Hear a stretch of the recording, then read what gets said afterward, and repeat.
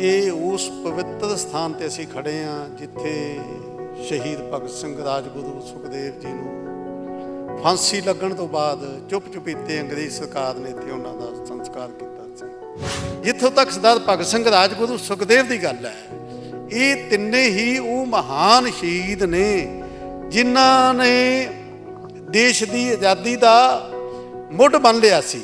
ਪਹਿਲੇ ਦਿਨ ਹੀ ਪ੍ਰੋਫੈਸਰ ਵਿਦਿਆ ਚੰਦ ਅਲੰਕਾਰ ਨੇ ਉਹਨਾਂ ਨੂੰ ਪੁਰਾਣਾ ਇਤਿਹਾਸ ਪੜ੍ਹਾਇਆ, ਫਿਰ ਜਿਸ ਵੇਲੇ ਉਹਨਾਂ ਨੇ ਮਾਡਰਨ ਇਤਿਹਾਸ ਪੜ੍ਹਾਇਆ ਤੇ ਇਹ ਗੱਲ ਕਿਹਾ ਵੀ ਸਾਡਾ ਦੇਸ਼ ਗੁਲਾਮ ਹੈ, ਤਾਂ ਪ੍ਰੋਫੈਸਰ ਵਿਦਿਆ ਚੰਦ ਅਲੰਕਾਰ ਨੇ ਇਹਨਾਂ ਨੂੰ ਉਸ ਮੂਵਮੈਂਟ ਲਈ ਜਿਹੜਾ ਸੀ ਉਹ ਤਿਆਰ ਕੀਤਾ। ਜਦੋਂ ਇਹਨਾਂ ਤੇ ਕੇਸ ਚੱਲਦਾ ਹੈ ਤਾਂ ਉਸ ਤੋਂ ਬਾਅਦ ਇਹਨਾਂ ਨੂੰ ਫਾਂਸੀ ਦੀ ਸਜ਼ਾ ਜਦੋਂ ਹੁੰਦੀ ਹੈ ਤਾਂ ਦੁਨੀਆ ਦਾ ਕੋਈ ਕਾਨੂੰਨ ਨਹੀਂ ਵੀ ਕਿਸੇ ਨੂੰ ਸਮੇਂ ਤੋਂ ਪਹਿਲਾਂ ਜਿਹੜਾ ਫਾਂਸੀ ਲਾ ਦਿੱਤਾ ਜਾਵੇ, ਪਰੰਤੂ ਇਹਨਾਂ ਤਿੰਨਾਂ ਨੂੰ ਸਮੇਂ ਤੋਂ ਪਹਿਲਾਂ ਜਿਹੜਾ ਸੀ ਇੱਥੇ ਫਾਂਸੀ ਲਾ ਦਿੱਤਾ ਗਿਆ। ਸ਼ਹਿਰ ਵਿੱਚ ਰੌਲਾ ਪੈ ਗਿਆ, ਇਹਨਾਂ ਨੇ ਲੋਕਾਂ ਨੂੰ ਜਗਾਇਆ। ਕਹਿੰਦੇ ਇਹਨਾਂ ਨੇ ਕਿਹਾ ਵੀ ਕਦੇ ਕਿਤੇ ਨਾ ਕਿਤੇ ਉਹਨਾਂ ਦੀਆਂ ਦੇਹਾਂ ਸਿੱਟਣਗੇ, ਕਿਉਂਕਿ ਉਹਨਾਂ ਨੇ ਕਿਹਾ ਕਿ ਕੰਧ ਪਾੜ ਕੇ ਲਾਸ਼ਾਂ ਕੱਢ ਕੇ ਲੈ ਗਏ ਨੇ। ਇਹਨਾਂ ਨੇ ਇਹ ਮੈਂ ਬਾਗੀ ਸਾਹਿਬ ਦੇ ਮੂੰਹੋਂ ਸੁਣਿਆ ਵੀ ਉਹਨਾਂ ਨੇ ਇੱਕ 10 ਮੀਲ ਲੰਬੀ ਜਿਹੜੀ ਸੀ ਲਾਈਨ ਬਣਾਈ ਲੋਕਾਂ ਦੀ, ਕਿਸੇ ਦੇ ਹੱਥ ਵਿੱਚ ਟਾਰਚ ਹੈ, ਮੋਮਬੱਤੀ ਹੈ, ਲੈਂਪ ਹੈ, ਵੀ ਆਪਾਂ ਲਾਹੌਰ ਨੂੰ ਚੱਲੀਏ, ਕਿਤੇ ਨਾ ਕਿਤੇ ਤਾਂ ਦੇਹਾਂ ਸਿੱਟਣਗੇ।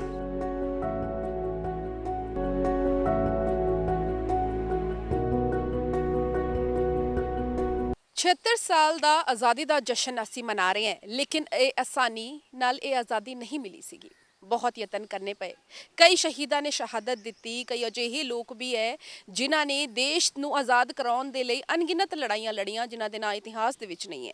ਲੇਕਿਨ ਸ਼ਹੀਦ ਆਜ਼ਮ ਭਗਤ ਸਿੰਘ, ਰਾਜਗੁਰੂ ਸੁਖਦੇਵ ਅਜਿਹੇ ਨੌਜਵਾਨ ਨੇ ਜਿਨ੍ਹਾਂ ਨੇ ਦੇਸ਼ ਦੇ ਲਈ ਕੁਰਬਾਨੀ ਤਾਂ ਦਿੱਤੀ, ਲੇਕਿਨ ਆਉਣ ਵਾਲੀ ਪੀੜ੍ਹੀ ਨੂੰ ਸਿੱਖ ਵੀ ਦਿੱਤੀ ਇਨਕਲਾਬ ਜ਼ਿੰਦਾਬਾਦ ਦੀ। ਲੇਕਿਨ ਇਹ ਸਿਰਫ ਨਾਰਾ ਨਹੀਂ ਰਿਹਾ, ਉਸ ਤੋਂ ਬਾਅਦ ਅੱਜ ਵੀ ਜਦ ਕੋਈ ਸਟ੍ਰਾਈਕ ਹੁੰਦੀ ਹੈ ਜਾਂ ਕੋਈ ਵੀ ਜੰਗ ਲੜਨੀ ਹੁੰਦੀ ਹੈ, ਸਰਕਾਰ ਦੇ ਖਿਲਾਫ ਆਵਾਜ਼ ਚੁੱਕਣੀ ਹੁੰਦੀ ਹੈ, ਤੇ ਇਸ ਨਾਰੇ ਦਾ ਇਸਤੇਮਾਲ ਜ਼ਰੂਰ ਕੀਤਾ ਜਾਂਦਾ ਹੈ। ਅੱਜ ਜਿਸ ਥਾਂ ਤੇ ਖੜੇ ਆ ਉਹ ਸਿਰਫ ਇੱਕ ਵਾਰ ਮੈਮੋਰੀਅਲ ਨਹੀਂ ਹੈ, ਸਿਰਫ ਇੱਕ ਸਮਾਧ ਨਹੀਂ ਹੈ, ਬਲਕਿ ਇਸ ਦੇ ਪਿੱਛੇ ਇੱਕ ਲੰਬਾ ਇਤਿਹਾਸ ਹੈ। ਕੀ ਇਤਿਹਾਸ ਹੈ ਜਾਣਨ ਦੇ ਲਈ ਸਾਡੇ ਨਾਲ ਇਤਿਹਾਸਕਾਰ ਨੇ ਰਾਮੇਸ਼ਵਰ ਸਿੰਘ ਜੀ ਨੇ। ਸਰ, ਇਤਿਹਾਸ ਦੇ ਤੌਰ ਤੇ ਅਸੀਂ ਬਹੁਤ ਪੜ੍ਹਿਆ ਹੈ ਭਗਤ ਸਿੰਘ ਬਾਰੇ ਵੀ, ਸੁਖਦੇਵ ਬਾਰੇ ਵੀ, ਰਾਜਗੁਰੂ, ਚੰਦਰ ਸ਼ੇਖਰ ਆਜ਼ਾਦ, ਇਹ ਸਾਡੇ ਸਾਰੇ ਹੀਰੋਜ਼ ਰਹੇ ਨੇ। ਲੇਕਿਨ ਇਸ ਮਿੱਟੀ ਤੇ, ਇਸ ਧਰਤੀ ਤੇ ਜਿੱਥੇ ਅੱਜ ਖੜੇ ਆ ਹੁਸੈਨੀਵਾਲਾ ਦੇ ਵਿੱਚ, ਇਸ ਦਾ ਸਰ ਕੀ ਇਤਿਹਾਸ ਹੈਗਾ? ਚੈਨਲ ਨੂੰ ਦੇਖ ਰਹੇ ਸਾਰੇ ਦਰਸ਼ਕਾਂ ਨੂੰ ਵਾਹਿਗੁਰੂ ਜੀ ਕਾ ਖਾਲਸਾ, ਵਾਹਿਗੁਰੂ ਜੀ ਕੀ ਫਤਿਹ। ਮੈਡਮ ਜੀ ਨੇ ਜਿਸ ਢੰਗ ਨਾਲ ਤੁਹਾਨੂੰ ਦੱਸਿਆ ਦੇਸ਼ ਦੀ ਆਜ਼ਾਦੀ ਦੀ ਗੱਲ ਕੀਤੀ ਹੈ, ਤਾਂ ਇਹ ਉਸ ਪਵਿੱਤਰ ਸਥਾਨ ਤੇ ਅਸੀਂ ਖੜੇ ਹਾਂ ਜਿੱਥੇ ਸ਼ਹੀਦ ਭਗਤ ਸਿੰਘ, ਰਾਜਗੁਰੂ ਸੁਖਦੇਵ ਜੀ ਨੂੰ ਫਾਂਸੀ ਲੱਗਣ ਤੋਂ ਬਾਅਦ ਚੁੱਪ-ਚੁਪੀਤੇ ਅੰਗਰੇਜ਼ ਸਰਕਾਰ ਨੇ ਇੱਥੇ ਉਹਨਾਂ ਦਾ ਸੰਸਕਾਰ ਕੀਤਾ ਸੀ। ਜੇ ਦੇਸ਼ ਦੀ ਆਜ਼ਾਦੀ ਦੇ ਪਿਛੋਕੜ ਦੇ ਵਿੱਚ ਨਜ਼ਰ ਮਾਰਦੇ ਹਾਂ ਤਾਂ ਬਹੁਤ ਦੁੱਖ ਭਰਿਆ ਇਤਿਹਾਸ ਹੈ, ਕਿਉਂਕਿ ਬਹੁਤ ਲੰਬਾ ਸਮਾਂ ਜਦੋਂ 752 ਦੇ ਵਿੱਚ ਦੇਸ਼ ਗੁਲਾਮ ਹੋ ਗਿਆ, ਮੁਹੰਮਦ ਬਿਨ ਕਾਸਿਮ ਨੇ ਇਹਨੂੰ ਗੁਲਾਮ ਕੀਤਾ, ਤੇ ਸਦੀਆਂ ਤੱਕ ਕਿਸੇ ਨੇ ਆਜ਼ਾਦੀ ਦੀ ਗੱਲ ਕੀਤੀ ਹੀ ਨਹੀਂ। ਸਭ ਤੋਂ ਪਹਿਲਾਂ ਗੁਰੂ ਨਾਨਕ ਸਾਹਿਬ ਨੇ ਗੱਲ ਕੀਤੀ, ਲੋਕਾਂ ਨੂੰ ਜਾਗਰੂਕ ਕੀਤਾ ਵੀ ਜੇ ਜੀਵੇ ਪਤ ਲੱਥੀ ਜਾਏ, ਸਭ ਹਰਾਮ ਜੇਤਾ ਖਿਸ਼ਕਾਏ। ਗੁਰੂ ਨਾਨਕ ਸਾਹਿਬ ਦੀਆਂ ਸਾਰੀਆਂ ਹੀ ਉਦਾਸੀਆਂ ਦੇਸ਼ ਨੂੰ ਜਾਗਰੂਕ ਕਰਨ ਵਾਸਤੇ ਸਨ। ਚਲਦੀ ਚਲਦੀ ਗੱਲ ਗੁਰੂ ਗੋਬਿੰਦ ਸਿੰਘ ਜੀ ਮਹਾਰਾਜ ਤੱਕ ਆਉਂਦੀ ਹੈ, ਸ਼ਹੀਦੀਆਂ ਹੁੰਦੀਆਂ ਨੇ, ਬਾਬਾ ਬੰਦਾ ਸਿੰਘ ਬਹਾਦਰ ਦਾ ਸਮਾਂ ਆਉਂਦਾ ਹੈ, ਮਹਾਰਾਜਾ ਰਣਜੀਤ ਸਿੰਘ ਦਾ ਰਾਜ ਆਉਂਦਾ ਹੈ, ਤਾਂ ਉਸ ਤੋਂ ਬਾਅਦ 1839 ਦੇ ਵਿੱਚ ਮਹਾਰਾਜਾ ਰਣਜੀਤ ਸਿੰਘ ਦੀ ਮੌਤ ਹੁੰਦੀ ਹੈ। 1849 'ਚ ਪੰਜਾਬ ਜਿਹੜਾ ਸੀ ਗੁਲਾਮ ਹੋ ਗਿਆ। ਤਾਂ ਉਸ ਵੇਲੇ ਪੰਜਾਬ ਦੇ ਲੋਕਾਂ ਨੇ ਸੰਘਰਸ਼ ਕੀਤਾ ਦੇਸ਼ ਨੂੰ ਆਜ਼ਾਦ ਕਿਸ ਢੰਗ ਨਾਲ ਕਰਾਉਣਾ ਹੈ। ਭਾਵੇਂ ਫਸਟ ਵਰਲਡ ਵਾਰ ਸੀ ਤੇ ਭਾਵੇਂ ਸੈਕੰਡ ਵਰਲਡ ਵਾਰ ਸੀ, ਜਿਹਦੇ ਵਿੱਚ ਲਗਭਗ 1.5 ਲੱਖ ਸਿੱਖ ਸੈਨਿਕ ਸ਼ਹੀਦ ਹੋਏ, ਸਾਰਾਗੜ੍ਹੀ ਦੇ ਸ਼ਹੀਦ ਹੋਏ, ਕਿਉਂਕਿ ਉਹਨਾਂ ਨੇ ਸਾਡੇ ਦੇਸ਼ ਦੇ ਲੋਕਾਂ ਨੂੰ ਇੱਕੋ ਹੀ ਵਾਅਦਾ ਕੀਤਾ ਸੀ ਵੀ ਜੇ ਅਸੀਂ ਆਜ਼ਾਦ ਹੋ ਗਏ ਤਾਂ ਦੇਸ਼ ਨੂੰ, ਭਾਰਤ ਨੂੰ ਆਜ਼ਾਦ ਕਰ ਦਿਆਂਗੇ। ਬੇਸ਼ੱਕ ਉਹ ਆਪਣੀ ਗੱਲ ਤੋਂ ਮੁੱਕਰਦੇ ਰਹੇ। ਜਿੱਥੋਂ ਤੱਕ ਸਰਦਾਰ ਭਗਤ ਸਿੰਘ, ਰਾਜਗੁਰੂ ਸੁਖਦੇਵ ਦੀ ਗੱਲ ਹੈ, ਇਹ ਤਿੰਨੇ ਹੀ ਉਹ ਮਹਾਨ ਸ਼ਹੀਦ ਨੇ ਜਿਨ੍ਹਾਂ ਨੇ ਦੇਸ਼ ਦੀ ਆਜ਼ਾਦੀ ਦਾ ਮੁੱਢ ਬੰਨ ਲਿਆ ਸੀ। ਕਿਉਂਕਿ ਸਰਦਾਰ ਭਗਤ ਸਿੰਘ ਦਾ ਤਾਂ ਸਾਰਾ ਪਰਿਵਾਰ ਹੀ ਜਿਹੜਾ ਹੈ ਉਹ ਤੀਜੀ ਪੀੜ੍ਹੀ ਤੋਂ ਹੀ ਤੁਰਿਆ ਆਉਂਦਾ, ਉਦੇਸ਼ ਭਗਤ ਤੁਰੇ ਆਉਂਦੇ ਨੇ। ਔਰ ਪਗੜੀ ਸੰਭਾਲ ਜੱਟਾ ਜਿਹੜੀ ਸੀ ਮੂਵਮੈਂਟ ਸੀ, ਪਗੜੀ ਸੰਭਾਲ ਜੱਟਾ ਜਿਹੜੀ ਹੈ ਇੱਕ ਇੱਜ਼ਤ ਤੇ ਅਣਖ ਦੀ ਰਾਖੀ ਦੀ ਮੂਵਮੈਂਟ ਸੀ।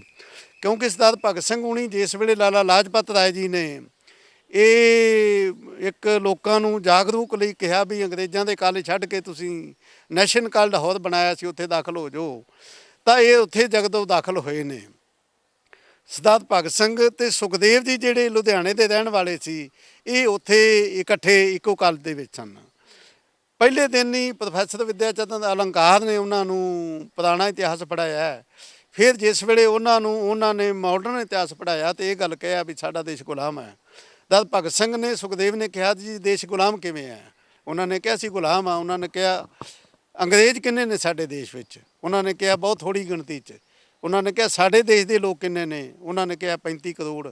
ਕਹਿੰਦੇ 35 ਕਰੋੜ ਤੇ ਕੁਝ ਲੋਕ ਕਿਵੇਂ ਜਿਹੜੇ ਨੇ ਆਜ਼ਾਦ ਕਰਾ ਸਕਦੇ ਨੇ? ਤਾਂ ਉਹਨਾਂ ਨੇ ਕਿਹਾ ਵੀ ਇਹ ਲੋਕ ਨਹੀਂ ਨੇ, ਇਹ ਦਬਾਏ ਹੋਏ ਲੋਕ ਨੇ, ਇਹ ਸਤਾਏ ਲੋਕ ਨੇ, ਇਹਨਾਂ ਨੂੰ ਉੱਠਣ ਦੀ ਲੋੜ ਹੈ ਤੇ ਅੰਗਰੇਜ਼ਾਂ ਨੂੰ ਬਾਹਰ ਕੱਢਿਆ ਜਾ ਸਕਦਾ ਹੈ। ਤਾਂ ਪ੍ਰੋਫੈਸਰ ਵਿਦਿਆ ਚੰਦ ਅਲੰਕਾਰ ਨੇ ਇਹਨਾਂ ਨੂੰ ਉਸ ਮੂਵਮੈਂਟ ਲਈ ਜਿਹੜਾ ਸੀ ਉਹ ਤਿਆਰ ਕੀਤਾ। ਤਾਂ ਸਦਾ ਸੁਖਦੇਵ ਜੀ ਨਾਲ ਸਨ। ਜਦੋਂ ਇਹਨਾਂ ਦਾ ਰਾਜਗੁਰੂ ਨਾਲ ਮੇਲ ਹੁੰਦਾ ਹੈ, ਕਿਉਂਕਿ ਸਰਦਾਰ ਭਗਤ ਸਿੰਘ ਦੀ ਜਦੋਂ ਵਿਆਹ ਦੀ ਗੱਲ ਚੱਲਦੀ ਹੈ, ਇਹ ਕਾਨਪੁਰ ਜਾਂਦੇ ਨੇ। ਕਾਨਪੁਰ 'ਚ ਇਹਨਾਂ ਦਾ ਰਾਜਗੁਰੂ ਨਾਲ ਜਿਹੜਾ ਸੀ ਮੇਲ ਹੁੰਦਾ ਹੈ। ਫਿਰ ਇਹ ਤਿੰਨੇ ਜਿਹੜੇ ਸੀ ਇਕੱਠੇ ਹੁੰਦੇ ਨੇ। ਤਾਂ ਫਿਰ ਇਹ ਫਿਰੋਜ਼ਪੁਰ ਦੇ ਵਿੱਚ ਵੀ ਇੱਕ ਟਿਕਾਣਾ ਹੈ ਜਿਹਨੂੰ ਭਗਤ ਸਿੰਘ ਦਾ ਗੁਪਤ ਟਿਕਾਣਾ ਕਿਹਾ ਜਾਂਦਾ ਹੈ, ਜਿੱਥੇ ਇਹ ਬੰਬ ਬਣਾਉਂਦੇ ਰਹੇ ਨੇ। ਇੱਥੇ ਹੀ ਸਰਦਾਰ ਭਗਤ ਸਿੰਘ ਨੇ ਕੇਸ ਕਟਾਏ ਨੇ। ਕੁਝ ਲੋਕਾਂ ਨੇ, ਇਤਿਹਾਸਕਾਰਾਂ ਨੇ ਬੇਸ਼ੱਕ ਇਹ ਗੱਲ ਕਹੀ ਹੈ ਵੀ ਜਦੋਂ ਇਹਨਾਂ ਨੇ ਸਾਂਡਰਸ ਨੂੰ ਗੋਲੀ ਮਾਰੀ ਹੈ ਉੱਥੇ ਕੇਸ ਕਟਾਏ ਨੇ, ਨਹੀਂ। ਸਰਦਾਰ ਭਗਤ ਸਿੰਘ ਨੇ ਜਿਹੜੇ ਕੇਸ ਨੇ ਇੱਥੇ ਹੀ ਕਟਾਏ ਨੇ।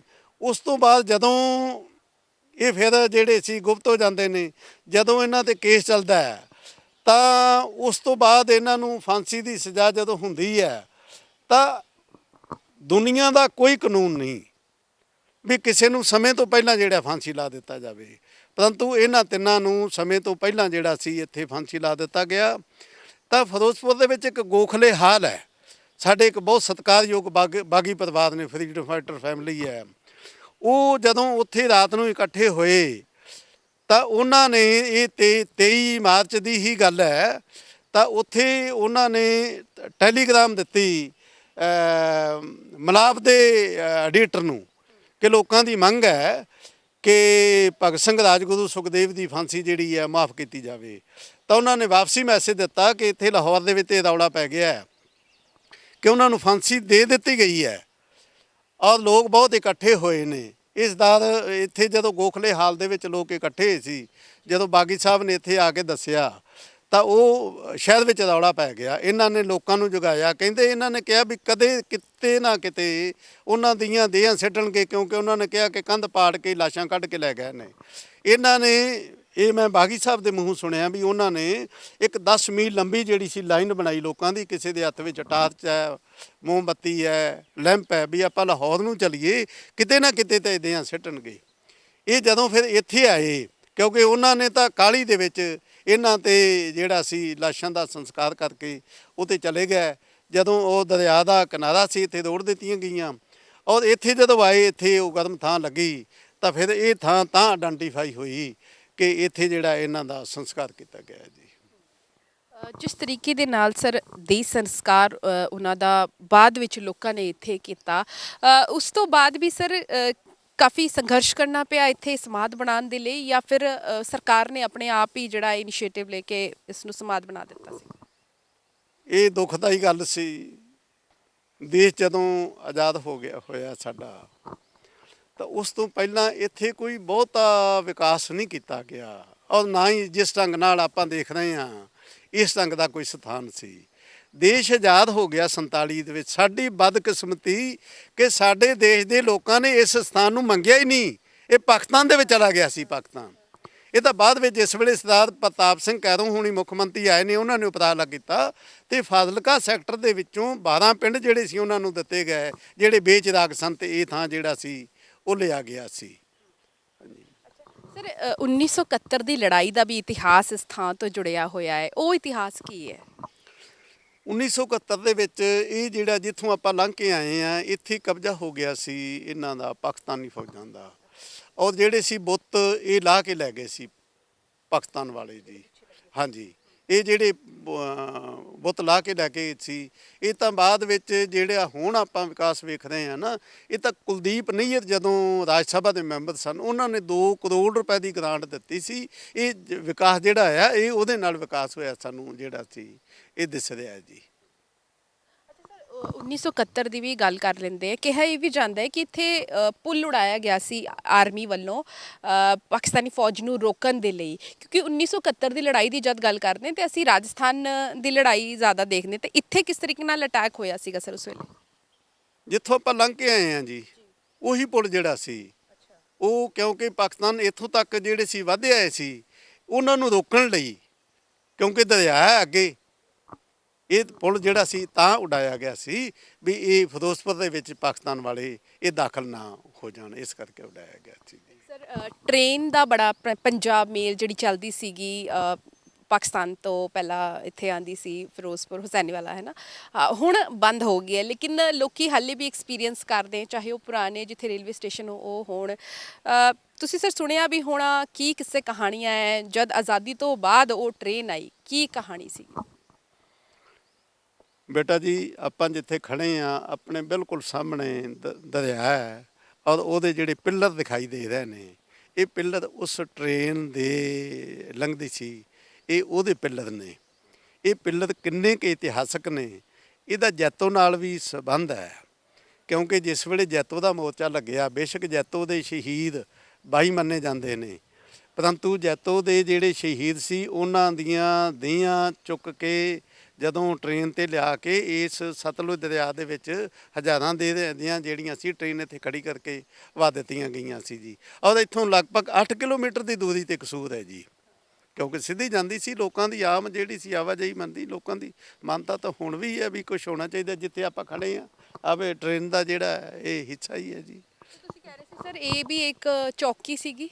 ਹਾਂਜੀ, ਗੋਲੀਆਂ ਦੇ ਨਿਸ਼ਾਨ ਹੱਲੇ? ਹਾਂਜੀ, ਇਹ 71 ਤੇ 65 ਦੇ ਵਿੱਚ ਜਿਹੜੀਆਂ ਗੋਲੀਆਂ ਵੱਜੀਆਂ, ਦੇਖੋ ਜਿਹੜੇ ਹੋਲ ਬਣੇ ਹੋਏ ਨੇ ਜੀ, ਇਹ ਉਹੀ ਨੇ ਜੀ।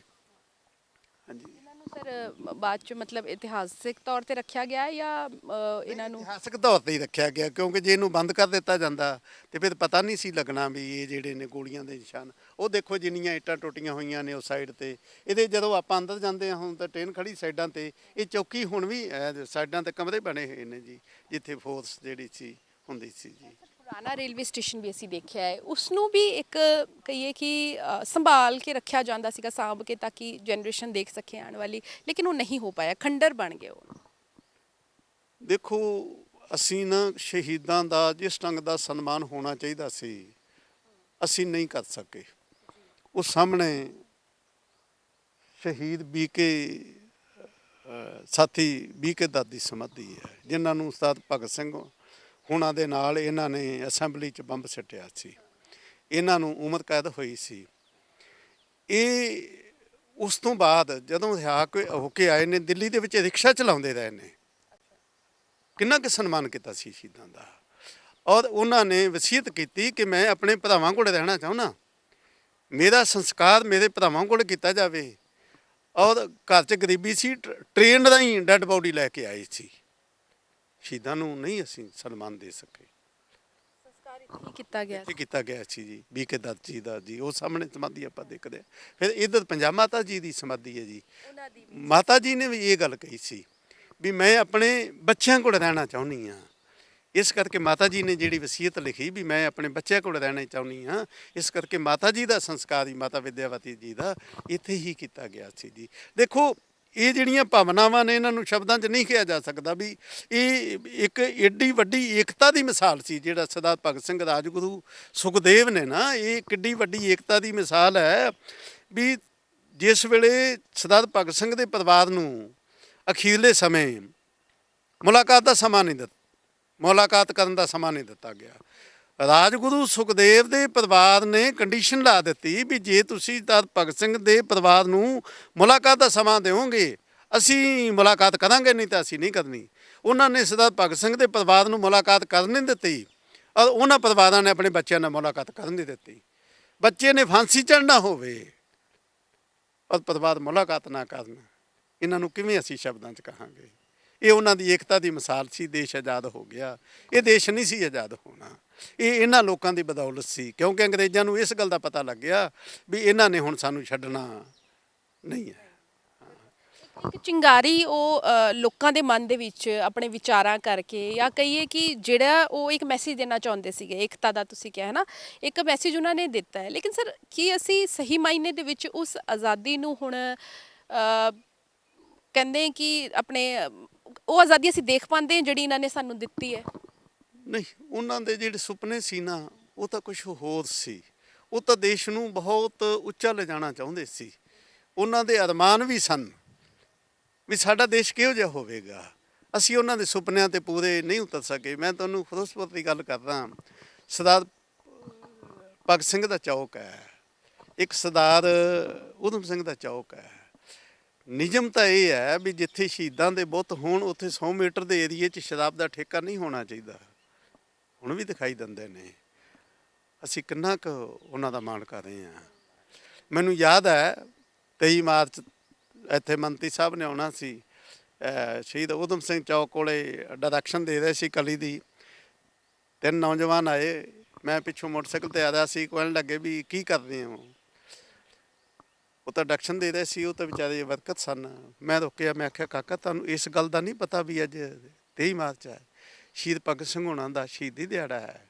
ਤੁਹਾਨੂੰ ਇਸ ਗੱਲ ਦਾ ਵੀ ਨਹੀਂ ਪਤਾ ਵੀ ਡਾਇਰੈਕਸ਼ਨ ਦੇ ਰਹੇ ਨੇ ਉਹ ਹੁਸੈਨੀ ਵਾਲੇ ਦੀ। ਸਾਡੀ ਜਿਹੜੀ ਪੀੜ੍ਹੀ ਹੈ ਉਹ ਵੀ ਜਾਗਰਤ ਨਹੀਂ ਹੈ। ਸਾਡੀ ਪੀੜ੍ਹੀ ਤਾਂ ਹੁਣ ਕੀ ਹੈ, ਜੇ ਸਰਦਾਰ ਭਗਤ ਸਿੰਘ ਉਹਨਾਂ ਨੇ ਦੇਸ਼ ਦੀ ਖਾਤਰ ਕੁਰਬਾਨੀ ਦਿੱਤੀ ਨਾ, ਅਸੀਂ ਦੇਸ਼ ਛੱਡ ਕੇ ਜਾ ਰਹੇ ਹਾਂ। ਅਸੀਂ ਦੇਸ਼ ਛੱਡ ਕੇ ਜਾ ਰਹੇ ਹਾਂ। ਅਸੀਂ ਜਿਸ ਬੋਲੀ ਦਾ ਮਾਣ ਕਰਦੇ ਸੀ, ਅਸੀਂ ਬੋਲੀ ਨੂੰ ਵੀ ਛੱਡ ਰਹੇ ਹਾਂ। ਅਸੀਂ ਦੇਸ਼ ਨੂੰ ਵੀ ਛੱਡ ਰਹੇ ਹਾਂ। ਕਿਹੜੇ ਦੇਸ਼ ਪਿਆਰ ਦੀ ਗੱਲ ਕਰਾਂਗੇ? ਉਹਨਾਂ ਦੇ ਸ਼ਬਦ ਜਿਹੜੇ ਬੋਲਦੇ ਸੀ, ਸਰਫਰੋਸ਼ੀ ਕੀ ਤਮੰਨਾ ਅਬ ਹਮਾਰੇ ਦਿਲ में है, देखना है जोर कितना बाजुए कातिल में है, वक्त आने दे बता देंगे तुझे आसमान, क्या हम अब तुम्हें हम क्या बताएं, क्या हमारे दिल में है। ਤਾਂ ਅਰਮਾਨ ਲੈ ਕੇ ਚਲੇ ਗਏ। ਭਗਤ ਸਿੰਘ ਹੁਣੀ ਚਾਹੁੰਦੇ ਫਾਂਸੀ ਦੀ ਸਜ਼ਾ ਮੁਆਫ ਹੋ ਸਕਦੀ ਸੀ, ਕਿਉਂਕਿ ਉਹਨਾਂ ਨੇ ਅਪੀਲ ਹੀ ਨਹੀਂ ਕੀਤੀ। ਪਿਤਾ ਜੀ ਨਾਲ ਗੁੱਸੇ ਹੋ ਗਏ ਵੀ ਅਪੀਲ ਜਿਹੜੀ ਹੈ ਨਹੀਂ ਕਰਨੀ।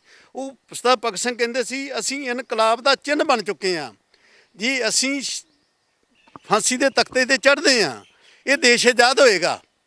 ਜੇ ਅਸੀਂ ਫਾਂਸੀ ਦੇ ਤਖਤੇ ਤੇ ਨਹੀਂ ਚੜ੍ਹਦੇ, ਦੇਸ਼ ਆਜ਼ਾਦ ਨਹੀਂ ਹੁੰਦਾ। ਉਦੋਂ ਗੱਲ ਬਿਲਕੁਲ ਠੀਕ ਹੋਈ। ਇੱਕ ਅੱਗ ਭਗਤ ਸਿੰਘ ਕਿਹਾ ਸੀ ਅੰਗਰੇਜ਼ਾਂ ਨੂੰ, ਤੁਹਾਡੇ ਪੈਰਾਂ ਥੱਲੇ ਮੈਂ ਅੰਗਾਰੇ ਪੈਦਾ ਕਰ ਦਿਆਂਗਾ, ਤੁਸੀਂ ਇਸ ਧਰਤੀ ਤੇ ਖੜੇ ਨਹੀਂ ਹੋ ਸਕੋਗੇ। ਔਰ ਅੰਗਿਆਰ ਪੈਦਾ ਕਰ ਗਿਆ। ਸਾਰਾ ਦੇਸ਼ ਜਿਹੜਾ ਸੀ ਉਹ ਉੱਠਿਆ। ਭਾਵੇਂ ਦੱਖਣ ਭਾਰਤ ਦਾ ਕਿਸੇ ਨੇ ਸਰਦਾਰ ਭਗਤ ਸਿੰਘ ਨੂੰ ਦੀ ਫੋਟੋ ਵੀ ਨਹੀਂ ਵੇਖੀ, ਸਰਦਾਰ ਭਗਤ ਸਿੰਘ ਦੇ ਨਾਂ ਤੋਂ ਵਾਕਫ ਹੈ, ਇਸ ਗੱਲ ਤੋਂ ਵੀ ਵਾਕਫ ਹੈ ਵੀ ਉਹਨਾਂ ਨੇ ਦੇਸ਼ ਨੂੰ ਆਜ਼ਾਦ ਕਰਵਾਇਆ ਹੈ। तो शहीदों की चिताओं पे लगेंगे हर बरस मेले, वतन पे विटने वालों का यही आखिरी निशान होगा। इत्थे लखां लोग जिहड़े नतमस्तक होण आउंदे ने, वो जोत जग रही है। इंडियन आयल वालियां ने उन्हां दी याद विच जोत जगाई, जोत जग रही है सदा। हाँ, ਇੱਕ ਹੋਰ ਚੀਜ਼ ਸਰ ਜਿਹੜੀ ਉਹਨਾਂ ਤੋਂ ਸਿੱਖਣ ਨੂੰ ਮਿਲਦੀ ਹੈ, ਉਹ ਸਾਰੇ ਧਰਮ ਦੇ ਇਕੱਠੇ, ਚਾਹੇ ਉਹ ਚੰਦਰ ਸ਼ੇਖਰ ਆਜ਼ਾਦ ਹੋਣ, ਬਿਸਮਿਲ੍ਲਾ ਜਿਹੜੇ ਖਾਨ ਹੋਣ, ਸਾਰੇ ਮਤਲਬ ਕੋਈ ਜਾਤੀ ਦੀ ਕੋਈ ਧਰਮ ਨਹੀਂ। ਉਹ ਇਸ ਗੱਲ ਤੋਂ ਤਾਂ ਬਹੁਤ ਉੱਚੀ ਉੱਠ ਕੇ ਚਲੇ ਗਏ ਨਾ ਜੀ। ਇਹ ਤਾਂ ਸ਼ਬਦ ਬਹੁਤ ਜਿਹੜਾ ਗੁਰੂ ਗੋਬਿੰਦ ਸਿੰਘ ਜੀ ਮਹਾਰਾਜ ਜੀ ਨੇ ਜਿਹੜੀ ਗੱਲ ਕਹੀ ਸੀ ਨਾ ਵੀ ਮਾਨਸ ਕੀ ਜਾਤ ਸਭ ਹੈ ਇੱਕ ਹੀ ਪਹਿਚਾਨ। ਉਹ ਗੁਰੂ ਨਾਨਕ ਸਾਹਿਬ ਨੇ ਕਿਹਾ ਨਾ ਸਭਨਾ ਜੀਆਂ ਕਾ ਇੱਕ ਦਾਤਾ। ਉਹ ਤਾਂ ਉਸ ਲੈਵਲ ਤੇ ਇਨਸਾਨੀਅਤ ਦੇ ਲੈਵਲ ਤੇ ਚਲੇਗਾ ਨਾ। ਉਹਨਾਂ ਤਾਂ ਕੋਈ ਭੇਦਭਾਵ ਜਿਹੜਾ ਸੀ ਉਹ ਹੈ ਹੀ ਨਹੀਂ। ਜਦੋਂ ਸਰਦਾਰ ਭਗਤ ਸਿੰਘ ਕਈ ਲੋਕ ਕਿੰਤੂ ਕਰਦੇ ਨੇ ਵੀ ਇਹਨਾਂ ਨੇ ਕੇਸ ਕਟਾ ਲਿਆ, ਉਹ ਤਾਂ ਦੇਸ਼ ਨੂੰ ਆਜ਼ਾਦ ਕਰਵਾਉਣਾ ਚਾਹੁੰਦੇ ਸਨ। ਉਹਨਾਂ ਦਾ ਮਿਸ਼ਨ ਹੈ, ਉਹਨਾਂ ਦਾ ਇਸ ਗੱਲ 'ਤੇ ਤਾਂ ਕੋਈ ਹੈ ਹੀ ਨਹੀਂ ਸੀ ਜੀ। ਇਨਕਲਾਬੀ ਹੋ ਗਏ, ਇਨਕਲਾਬੀ ਹੋ ਚੁੱਕੇ ਸਨ। ਇਨਕਲਾਬੀ ਹੋਣਾ ਆਪਣੇ ਆਪ ਵਿੱਚ ਬੜਾ ਵੱਡਾ ਧਰਮ ਹੈ। ਦੇਸ਼ ਨੂੰ ਆਜ਼ਾਦ ਕਰਵਾ ਗਏ, ਇਹ ਤੋਂ ਵੱਡਾ ਹੋਰ ਧਰਮ ਕੀ ਹੋ ਸਕਦਾ ਜੀ। ਇੱਕ ਸਰ ਇਹ ਜਿਹੜਾ ਜਿਵੇਂ ਸੁਖਦੇਵ ਗੁਰੂਦੇਵ ਰਾਜਗੁਰੂ ਤੇ ਭਗਤ ਸਿੰਘ ਸੀਗੇ, ਇੱਕ ਅਹਿੰਸਾ ਤੇ ਹਿੰਸਾ ਦੀ ਇੱਕ ਜਿਹੜੀ ਜੰਗ ਹੈਗੀ, ਉਸ ਦਾ ਵੀ ਬੜਾ ਕੰਟਰੋਵਰਸੀ ਰਹੀ ਉਸ ਵੇਲੇ, ਕਿਉਂਕਿ ਮਹਾਤਮਾ ਗਾਂਧੀ ਰਾਸ਼ਟਰਪਿਤਾ ਨੇ ਸਾਡੇ, ਉਹ ਜਿਹੜਾ ਅਹਿੰਸਾ ਤੇ ਵਿਸ਼ਵਾਸ ਰੱਖਦੇ ਸੀ, ਤੇ ਇਹਨਾਂ ਨੂੰ ਥੋੜੇ ਟਾਈਮ ਤੱਕ ਭਗਤ ਸਿੰਘ ਨੇ ਵੀ ਜਿਹੜਾ ਹੈ ਉਹ ਅਹਿੰਸਾ ਦਾ ਹੀ ਜਿਹੜਾ ਰਾਸਤਾ ਅਪਣਾਇਆ। ਤੇ ਸਰ ਇਸ ਦੇ ਵਿੱਚ ਲੋਕੀ ਵੀ ਕਨਫਿਊਜ਼ ਹੋ ਜਾਂਦੇ ਨੇ ਕਿ ਕਿਹੜਾ ਰਾਹ ਸਹੀ ਸੀ। ਅਸੀਂ ਮਹਾਤਮਾ ਗਾਂਧੀ ਜੀ ਦਾ ਸਤਿਕਾਰ ਕਰਦੇ ਹਾਂ। ਮਹਾਤਮਾ ਗਾਂਧੀ ਜੀ ਨੇ ਜਿਹੜਾ ਅਹਿੰਸਾ ਦਾ ਰਾਹ ਅਪਣਾਇਆ ਉਹ ਬਾਬਾ ਰਾਮ ਸਿੰਘ ਕੂਕਾ ਦੇ ਅਹਿੰਸਾ ਸੱਤਿਆਗ੍ਰਹਿ ਤੋਂ ਲਿਆ ਔਰ ਗੁਰੂ ਕਾ ਮੋਰਚਾ ਲੱਗਿਆ ਔਰ ਜਿਹੜਾ ਬਹੁਤ ਲੰਬਾ ਸਮਾਂ ਚੱਲਿਆ ਔਰ ਜਿੱਥੇ ਸਿੱਖਾਂ ਨੂੰ ਦੜਿਆ ਜਾਂਦਾ ਸੀ, ਕੁੱਟਿਆ ਜਾਂਦਾ ਸੀ, ਘੋੜੇ ਚੜਾ ਦਿੱਤੇ ਜਾਂਦੇ ਸਨ, ਅਹਿੰਸਾ ਦਾ ਮਾਰਗ ਉਹ ਮਹਾਤਮਾ ਗਾਂਧੀ ਨੇ ਉੱਥੋਂ ਹੀ ਲਿਆ ਸੀ ਵੀ ਇਸ ਢੰਗ ਨਾਲ ਵੀ ਜਿਹੜੀ ਹੈ ਜਿੱਤ ਹੋ ਸਕਦੀ ਹੈ। ਪਰੰਤੂ ਇਹ ਜਿਹੜੀ ਸਰਦਾਰ ਭਗਤ ਸਿੰਘ ਉਹਨਾਂ ਨੇ ਕੀਤਾ, ਇਹਨੂੰ ਆਪਾਂ ਹਿੰਸਕ ਨਹੀਂ ਕਹਿ ਸਕਦੇ। ਦੇਸ਼ ਨੂੰ ਆਜ਼ਾਦ ਹੋਣਾ ਕਰਾਉਣਾ ਸਾਨੂੰ ਉਹ ਸਾਧਨ ਵਰਤਣੇ ਪੈਂਦੇ ਨੇ, ਇਹ ਵੀ ਕੋਈ ਹਿੰਸਾ ਨਹੀਂ ਸੀ। ਦੇਸ਼ ਨੂੰ ਆਜ਼ਾਦ ਕਰਾਉਣ ਲਈ ਜੋ ਕੁਛ ਕੀਤਾ, ਕਿਉਂਕਿ ਉਹਨਾਂ ਦਾ ਨਿੱਜੀ ਤਾਂ ਕੋਈ ਮਫਾਦ ਨਹੀਂ ਸੀ। ਭਗਤ ਸਿੰਘ ਨੇ ਕਿਹਾ ਅਸੀਂ ਪਿਸਤੌਲਾਂ ਤੇ ਬੰਦੂਕਾਂ ਦੀ ਜੰਗ ਜਿਹੜੀ ਹੈ ਨਹੀਂ ਲੜਨਾ ਚਾਹੁੰਦੇ, ਔਰ ਉੱਥੇ ਫਿਰ ਲੈਟਰ ਵੀ ਜਿਹੜਾ ਸੀ ਛੱਟਿਆ ਸੀ ਵੀ ਜਿਹੜਾ ਇਸ ਬੰਦੇ ਨੂੰ ਮਾਰਨ ਦਾ ਜਿਹੜਾ ਸਾਨੂੰ ਦੁੱਖ ਹੈ, ਕਿਉਂਕਿ ਇਹ ਸਾਡੀ ਵਿਚਾਰਧਾਰਾ ਦੇ ਖਿਲਾਫ ਹੈ, ਅਸੀਂ ਇਹ ਨਹੀਂ ਚਾਹੁੰਦੇ ਸੀ। ਸਮਝਣਾ ਬੇहद ਜ਼ਿਆਦਾ ਜ਼ਰੂਰੀ ਹੈ। ਰਾਮੇਸ਼ਵਰ ਜੀ ਬਹੁਤ ਬਹੁਤ ਧੰਨਵਾਦ, ਤੁਸੀਂ ਜਾਣਕਾਰੀ ਸਾਂਝੀ ਕੀਤੀ ਤੇ ਉਮੀਦ ਕਰਦੇ ਹਾਂ ਦਰਸ਼ਕਾਂ ਨੂੰ ਵੀ ਸਮਝ ਆਏ ਕਿ ਜਿਹੜਾ ਇਤਿਹਾਸ ਹੈ ਉਹ ਕਿੰਨਾ ਕੀ ਵੱਡਾ ਹੈ ਤੇ ਜਿਹੜੀ ਇਹਨਾਂ ਦੀ ਸਿੱਖ ਸੀਗੀ, ਜਿਹੜੀ ਨੌਜਵਾਨਾਂ ਨੂੰ ਦੇਣਾ ਚਾਹੁੰਦੇ ਸੀ, ਉਹ ਜ਼ਰੂਰ ਨੌਜਵਾਨ ਅੱਜ ਦੀ ਪੀੜ੍ਹੀ ਸਮਝੇ ਕਿ ਬਹੁਤ ਆਸਾਨ ਨਹੀਂ ਹੁੰਦਾ ਇਹ ਰਾਸਤਾ ਅਪਣਾਉਣਾ, ਆਪਣੇ ਪਰਿਵਾਰ ਨੂੰ ਤਿਆਗਣਾ, ਆਪਣੇ ਆਪ ਦੇ ਜਿਹੜੇ ਸੁਪਨੇ ਹੁੰਦੇ ਹੈ ਉਹਨਾਂ ਨੂੰ ਕੁਰਬਾਨ ਕਰਨਾ ਦੇਸ਼ ਦੇ ਲਈ, ਇਹ ਸੌਖਾ ਨਹੀਂ ਹੁੰਦਾ ਹੈ। ਮੇਰਾ ਰੰਗ ਦੇ ਬਸੰਤੀ ਚੋਲਾ, ਮੇਰੇ ਰੰਗ ਦੇ ਬਸੰਤੀ ਚੋਲਾ, ਇਹ ਮਹਿਜ਼ ਲਾਈਨਾਂ ਨਹੀਂ ਹੈ, ਉਹ ਜਜ਼ਬਾ ਹੈ ਦੇਸ਼ ਭਗਤੀ ਦਾ, ਜਿਹੜਾ ਕਿ ਸ਼ਹੀਦ ਆਜ਼ਮ ਭਗਤ ਸਿੰਘ, ਸ਼ਹੀਦ ਰਾਜਗੁਰੂ, ਸ਼ਹੀਦ ਸੁਖਦੇਵ ਭਾਰਤ ਦੇ ਲੋਕਾਂ ਦੇ ਵਿੱਚ, ਖਾਸ ਕਰ ਨੌਜਵਾਨਾਂ ਦੇ ਵਿੱਚ ਜਲਾ ਕੇ ਗਏ ਸੀ। ਉਹਨਾਂ ਵੱਲੋਂ ਜਲਾਈ ਗਈ ਇਸ ਅੱਗ ਨੇ ਇਹ ਜਿਹੜਾ ਹੈ ਮੁਕਾਮ ਹਾਸਿਲ ਕੀਤਾ ਕਿ 1947 15 ਅਗਸਤ ਨੂੰ ਸਾਨੂੰ ਆਜ਼ਾਦੀ ਮਿਲੀ। ਅੱਜ ਉਹਨਾਂ ਦੀ ਸਮਾਰਕ ਤੇ ਖੜੇ ਨੇ, ਕਿਤੇ ਨਾ ਕਿਤੇ ਉਹ ਲਫ਼ਜ਼ ਉਹਨਾਂ ਵੱਲੋਂ ਕਹੀਆਂ ਗਈਆਂ ਗੱਲਾਂ, ਇਸ ਤੋਂ ਇਲਾਵਾ ਦੇਸ਼ ਦੇ ਲਈ ਜਿਹੜਾ ਕੁਝ ਉਹਨਾਂ ਨੇ ਕੀਤਾ ਹੈ ਤੇ ਜਿਹੜੀ ਸਿੱਖ ਦਿੱਤੀ ਹੈ ਉਹ ਵੀ ਜਿਹੜਾ ਹੈ ਯਾਦ ਆ ਰਹੀ ਹੈ।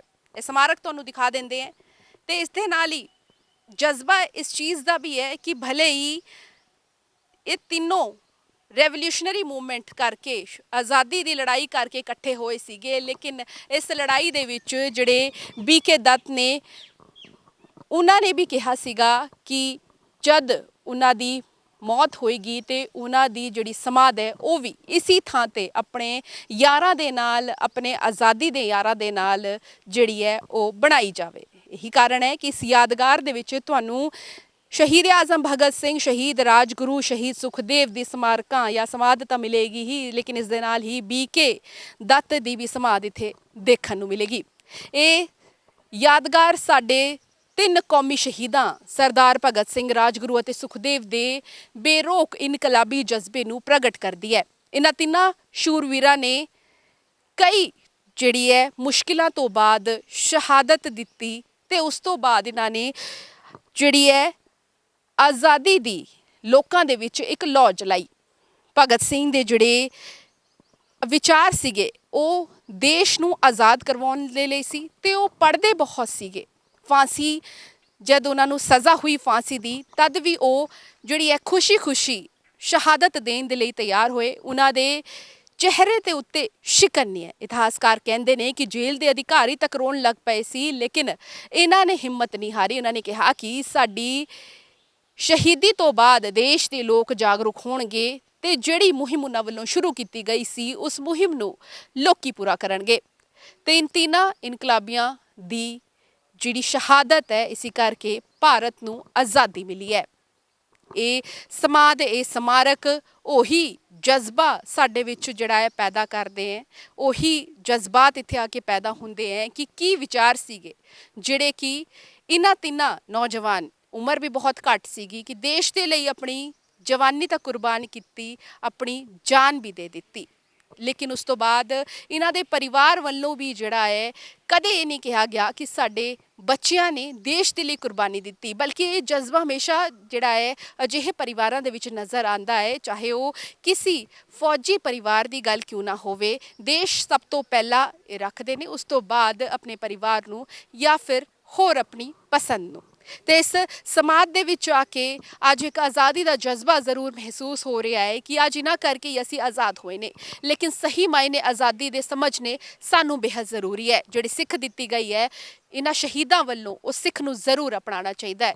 ਅਹਿੰਸਾ, ਹਿੰਸਾ ਦੇ ਰਾਸਤੇ ਵਿੱਚ ਕੀ ਸਹੀ ਹੈ, ਕੀ ਗਲਤ ਹੈ, ਇਹ ਸਾਡੀ ਆਪਣੀ ਸੋਚ ਹੈ। ਲੇਕਿਨ ਕਿਸ ਨਜ਼ਰੀਏ ਦੇ ਨਾਲ ਅਸੀਂ ਇਸ ਸ਼ਹਾਦਤ ਨੂੰ ਦੇਖਦੇ ਹਾਂ, ਇਹ ਵੀ ਬੇहद ਮਾਇਨੇ ਰੱਖਦਾ ਹੈ। ਭਾਰਤ ਅੱਜ ਵਿਕਾਸ ਤਾਂ ਕਰ ਰਿਹਾ ਹੈ, ਲੇਕਿਨ ਇਸ ਰਿਪੋਰਟ, ਇਹਨਾਂ ਤਸਵੀਰਾਂ ਦੇ ਰਾਹੀਂ ਇਸ ਸਮਾਜ ਦੇ ਵਿੱਚ ਆ ਕੇ ਅਸੀਂ ਇਹ ਕਹਿਣਾ ਚਾਹਾਂਗੇ ਕਿ ਇਸ ਜਜ਼ਬੇ ਨੂੰ ਜ਼ਰੂਰ ਸਮਝੋ ਕਿ ਆਜ਼ਾਦੀ ਅਸਲ ਮਾਇਨੇ ਦੇ ਵਿੱਚ ਕੀ ਹੈ ਤੇ ਸ਼ਹੀਦਾਂ ਦਾ ਸਨਮਾਨ ਵੀ ਕਰਨਾ ਚਾਹੀਦਾ ਹੈ। ਜੈ ਹਿੰਦ, ਜੈ ਭਾਰਤ।